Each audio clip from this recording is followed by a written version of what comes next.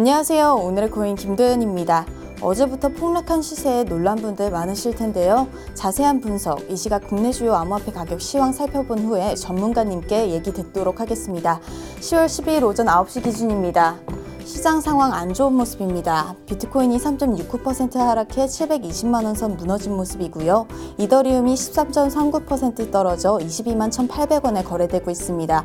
그리고 리플이 16% 하락하며 가장 큰 하락폭 보이고 있습니다. 이번엔 글로벌 거래량 순위 보겠습니다.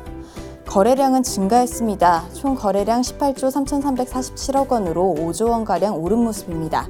다음은 암호화폐 시황을 분석해줄 송범선 애널리스트 나와주셨습니다. 안녕하세요. 안녕하세요. 반갑습니다. 송범선입니다. 전문가님, 암호화폐 시장이 이렇게 크게 하락하는 이유가 도대체 뭔가요? 너무 크게 떨어졌어요. 네, 굉장히 공포 지수가 강화됩니다. 일단은 암호화폐 시장에 공포가 만연하면서 지금 공포 탐욕 지수가 3포인트 떨어진 25포인트를 기록을 했고요. 네. 자, 그리고 일단 미시적인 부분부터 하나씩 살펴보시면은 암호화폐에 대해서 딱 꼬집어서 경고한 것은 IMF예요. 네. 이 IMF는 우리나라도 예전에 97년도에 IMF 시절이 있었죠. 네. 이 돈을 빌려주거나 돈에 관련된 것들 일을 하는 거예요. 네. 국제통화기금입니다.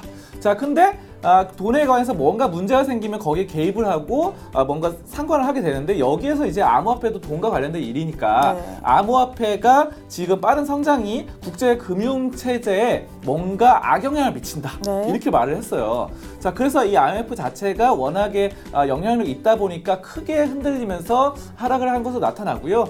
근데 좀 사실상 이 블록체인과 암호화폐가 우리 암호화폐가 너무 원화라던가 달러에 영향을 미치지는 않고 있죠. 네. 자, 그리고 블록체인도 보안을 강화하는 것이지 송금이나 이런 부분에 대해서 그렇게 영향을 미치지 않기 때문에 약간은 IMF의 경고가 너무 과도한 거 아닌가, 이렇게 보여지고 있습니다.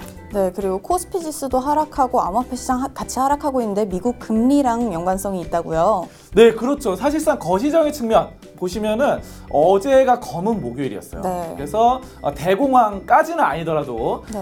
약간 그에 준하는 공황이 좀 찾아오고 있는 상황입니다. 네, 블랙더스데이 얘기 나왔죠. 네, 그래요. 그래서 코스피 지수 같은 경우는 4.44%, 4%. 그래서 하필이면 4가 3개라서 네. 죽음의 4다 이런 말들까지 나오고 있는 상황이고요. 네. 미국 다우지수나 나스닥도 크게 기술주, 빵 종목들이 굉장히 많이 떨어지면서 네. 흔들렸어요. 자, 여기에 대한 것들 가장 근본적인 거는 미국 금리 인상입니다. 네. 금리 인상에 따라서 미국 2년물 국채가 상승을 했어요. 근데 사실상 전 세계에서 가장 안전한 나라는 미국입니다. 네. 근데 미국 국채가 금리가 1%에서 2%, 3%까지 올라간다는 것은 사실상 투자를 하는 사람은 안전한 것을 좀 찾거든요. 네. 미국은 100% 돈을 받을 수 있어요. 이자라던가. 네. 미국 망하지 않으니까. 네. 망할 가능성이 적어서. 그렇기 때문에 차라리 전 세계 다른 나라, 우리나라나 아니면 중국이나 일본에 있는 주식을 빼서 네. 차라리 미국 국채 투자하는 게 낫겠다. 네. 이자만 받아도 그게 높아지니까 점점. 네. 그래서 이런 생각들이 있는데 암호화폐도 마찬가지입니다. 네.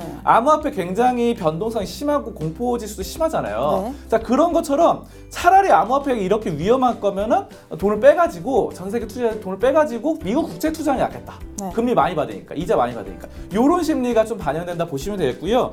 어쨌든 이런 것들에 따라서 암호화폐도 크게 떨어졌고, 지금 이런 금리 같은 것도 여러분들이 거시경제도 살펴볼 필요는 있습니다. 네. 자, 그리고 내적으로는 우리나라에서 이제 최종구 금융위원장이 또 말을 했는데, 국정감사가 10일부터 20일 동안 열려요. 네. 근데 여러 가지 현안들을 다루게 되는데, 여기서 이제 또 여러 가지 국회의원들이 말을 했어요. 네. 이거를 블록체인 육성해야 된다 이런 말도 나오니까 또 한마디 했습니다. 이분이 블록체인 기술과 암호화폐를 동일시하면 안 된다. 네. 라고 했어요. 그래서 블록체인은 좀 육성을 하되 암호화폐를 육성하지 말자 이렇게 했고요. ICO도 굉장히 국내 경제에 악영향을 미친다라고 경고를 했어요. 네.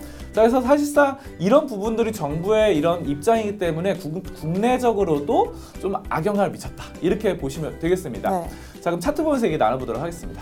네, 어제 하락하는 거 보면서 제가 전문가님께 따로 연락까지 드렸는데요. 이게 무슨 일이었냐고요. 네, 그렇죠. 저도 상당히 좀 갑작스러운 하락에서 네. 좀 당황했어요. 그래서 바로 답변을 못 드렸는데, 네. 이게 갑자기 이렇게 떨어졌죠? 바로 일순간 뭐 1시간 봉이잖아요. 1시간 만에 그 전까지 멀쩡하다가 갑자기 떨어져서 그렇죠. 이런 것들이 굉장히 아까 말씀드렸던 여러 가지 요인들에 대해서 작용이 됐고요. 네. 리플도 보겠습니다. 리플은 더 많이 떨어졌어요. 뭐 이렇게 해서 10% 넘게 떨어졌고 네. 사실상 지금 또 다른 요인도 있어요. 업비트가 상장 페이지를 강화했어요. 네. 그래서 상장 페이지 요건이 유의 종목으로 지정되면은 거기서 여러 가지 변동사항이 없으면은 바로 폐지를 하겠다, 네. 아웃시키겠다 했어요. 그래서 사실상 업비트가 예전에 뭐 코인업 빗썸 체제보다 그때는 코인이 10개도 안 됐었거든요. 그렇죠. 자, 그러다 업비트가 막 수십 개씩 되면서 상장을 굉장히 많이 했어요. 네. 여러 가지 코인들이. 그래서 이런 것들 너무 근데 중구난방 되면은 약간은 좀 스캠도 보여지고 의혹도 굉장히 많잖아요. 네. 자, 그런 것들을 폐지시키겠다.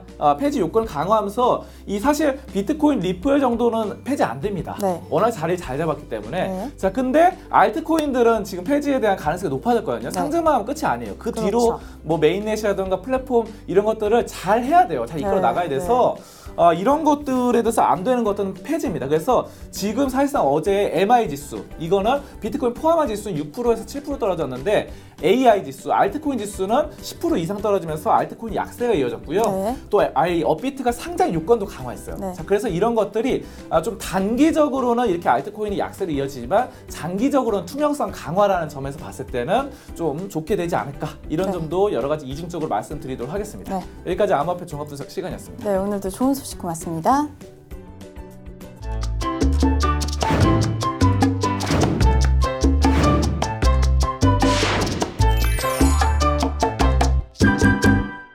오늘의 코인 날씨입니다. 오늘은 거래소 소식들을 가져왔는데요. 러시아와 국내의 흐린 소식이 하나씩 준비되어 있습니다. 우선 국내 소식부터 보시죠. 새롭게 문을 연 거래소죠. 데이빗이 출시 이틀 만에 구설수에 올랐습니다. 데이빗은 론칭 전부터 국내 첫 이오스 기축 거래소를 강조해왔는데요. 막상 문을 열고 보니 상장 리스트에 이오스가 없었던 거죠. 이오스 메인넷 출범 전에 표를 받고자 공약을 내놓고 이를 지키지 않았다는 투자자들의 비난이 거세지고 있는데요. 출시 전부터 많은 기대를 모았던 거래소였던 만큼 이번 문제 잘 해결해 나가길 바랍니다. 다음 소식입니다. 러시아의 암호화폐 거래소 요빗이 신규 자본 유입을 위해 코인 가격을 펌핑하겠다고 공식 발표했습니다. 이 같은 내용을 당당하게 트위터에 올린 건데요. 펌핑을 위해 10비트코인으로 무작위로 다른 코인을 구매하겠다는 거죠. 10비트코인은 우리 돈 8천만 원 정도인데요. 어떻게 보면 펌핑하기에 적은 액수일 수 있겠지만 소규모 거래소의 알트마켓에서는 꽤 큰 펌핑을 가져올 수 있습니다. 저는 이 소식을 듣고 이게 팩트인지 몇 번을 다시 읽어봤는데요. 이렇게 아무렇지 않게 펌핑 공지가 올라오는 걸 보니 아직 우리가 갈 길이 먼 것 같아 조금 안타깝습니다. 중국 최남단에 위치한 아름다운 휴양지죠. 하이난성이 블록체인 시범 지역으로 지정됐습니다. 이제 중국은 더욱 적극적으로 블록체인 기술 확장에 나설 것으로 보이는데요. 우리나라는 원희룡 지사가 제주도 블록체인 특구 지정을 적극 추진하고 있죠. 국내에서도 하루빨리 좋은 소식 들렸으면 좋겠네요. 지금까지 오늘의 코인 김도연이었습니다.